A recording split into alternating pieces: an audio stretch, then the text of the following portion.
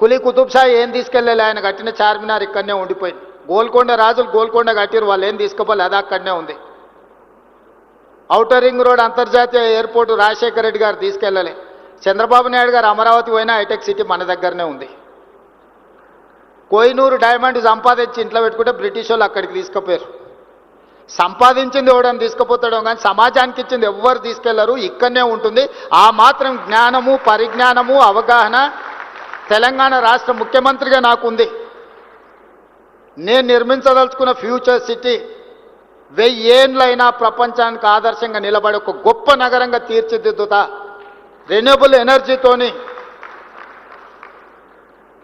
Ultra modern సిటీని నేను design చేస్తా.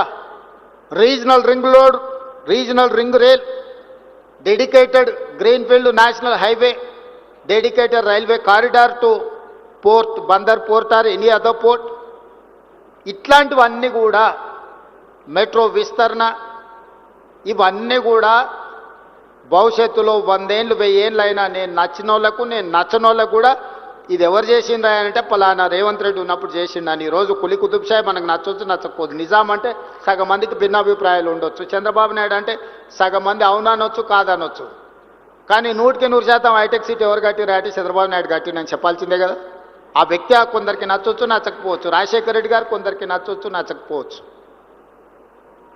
కానీ international airport outer ring road ఎప్పుడు వచ్చిందంటే రాజశేఖర రెడ్డి గారి హయాంలో వచ్చిందని చెప్పాల్సిందే కదా.